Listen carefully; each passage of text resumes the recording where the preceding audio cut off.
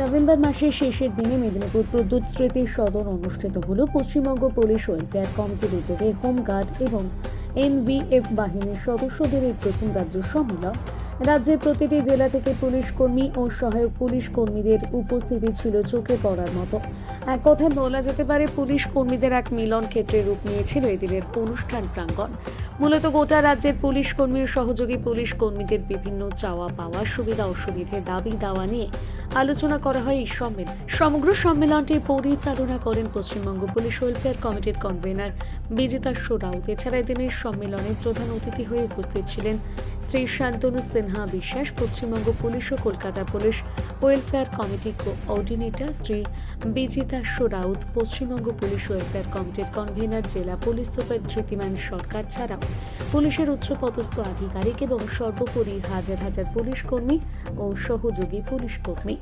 আজকের যে কনফারেন্স, এটার মূল উদ্দেশ্য হচ্ছে যে আমাদের পশ্চিমবঙ্গে যে পুলিশ বাহিনী কাজ করে, এমনি পুলিশ কর্মীরা যেমন আছেন, সহযোগী পুলিশ কর্মী যেমন NVF, home guard, civic volunteer, village police, contractual driver এরা আছেন। তো এদের মধ্যে এনভিএফ এবং হোমগার্ড তাদের আজকে রাজ্যস্তরীয় মিটিং, রাজ্য সম্মেলন পশ্চিমবঙ্গ পুলিশ ওয়েলফেয়ার কমিটির উদ্যোগে। এই এনভিএফ বাহিনী 1948 সালে সৃষ্টি হয়েছে আর হোমগার্ড বাহিনী 1962 সালে সৃষ্টি হয়েছে এবং এরা আজকে আমাদের পুলিশ বাহিনীর একটা গুরুত্বপূর্ণ অংশে পরিণত হয়েছে। এদেরকে বাদ দিয়ে আজকে পশ্চিমবঙ্গ পুলিশ প্রশাসনের কথা ভাবা যায় না। এদের ডেডিকেশান, এদের পরিশ্রম, এদের কাজ আমাদের পুলিশ বাহিনীর সফলতার ক্ষেত্রে অত্যন্ত গুরুত্বপূর্ণ। তো এরকম একটা ডিপার্টমেন্টে এরকম দুটো পার্ট, তাদের যে সমস্যা, তাদের সমস্যাগুলো আলোচনা করার জন্য আজকের এই সম্মেলন। সারা পশ্চিমবঙ্গের সমস্ত জেলা থেকে প্রতিনিধিরা এসছে এবং লোকালি কী কী এদের সমস্যা আছে আর সার্বিকভাবে কী কী সমস্যা আছে সেটা আজকে বিশদভাবে আলোচিত হলো। এর আগেও কিন্তু আজকের এই সম্মেলন নিয়ে আমরা রাজ্য কমিটি, জেলা কমিটি, স্টেট ওয়েলফেয়ার কমিটি বিভিন্ন সময় আলোচনা করেছি।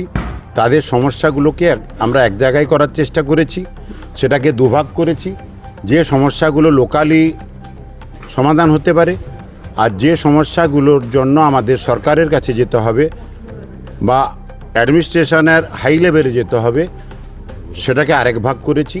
মূলত আজকে আমাদের এই সমাবেশে যেগুলো সরকারের কাছে যাওয়ার বা আমাদের হাই অফিসিয়ালদের কাছে যেগুলো সমাধান হবে সেগুলো আজকে কিন্তু উঠে এলো এনভিএফ এবং হোমগার্ডদের সমস্যার ব্যাপারে।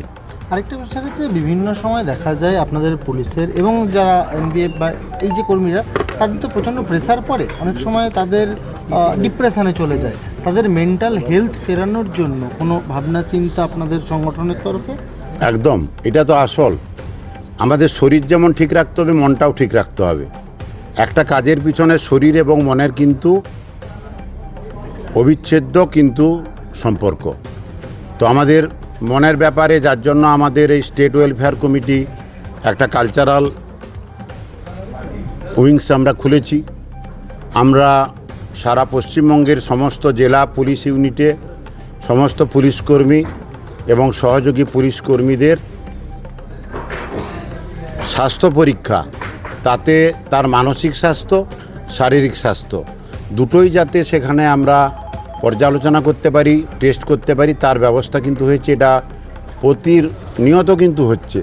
আপনি একটু আগে শুনলেন এই জেলার পুলিশ সুপার সাহেব এখানে ঘোষণা করলেন আগামী 10ই ডিসেম্বর থেকে পশ্চিম মেদিনীপুরের সমস্ত পুলিশ কর্মী, সহযোগী পুলিশ কর্মীর শারীরিক এবং মানসিক দুটোর ক্ষেত্রেই কিন্তু গুরুত্ব দিয়ে সেটাকে পর্যালোচনা করা হবে এবং যদি সত্যি কেউ ডিপ্রেশনে যায় তাহলে সেটা থেকে তাকে কিভাবে ফিরিয়ে নিয়ে আসা যাবে, তার জন্য আমাদের কাউন্সেলিং সিস্টেম আছে, চালু করেছেন এই গভর্নমেন্ট আসার পর।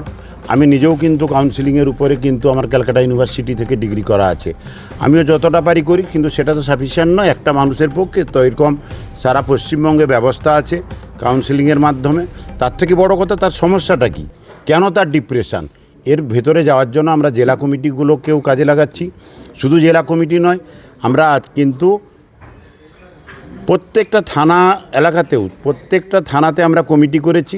আজকের ডেটে আপনি আনন্দ পাবেন যে আমাদের এই স্টেট ওয়েলফেয়ার কমিটির আন্ডারে শুধু কমিটি মেম্বারই হচ্ছে 8,500, যারা প্রতিনিয়ত কাজ করে চলেছে। আপনি হয়তো দেখছেন যে বিজিতা শরৎকে দেখছেন, তার সঙ্গে কথা বলছেন, তার ছবি তুলছেন, সে মালা পাচ্ছে, কিন্তু বহু কর্মী আছেন যারা নীরবে কাজ করছেন।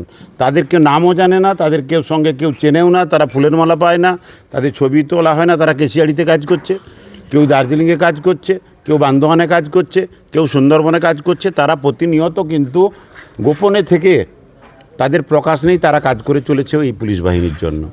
বিগ নিউজ, সবার আগে সবার সাথে।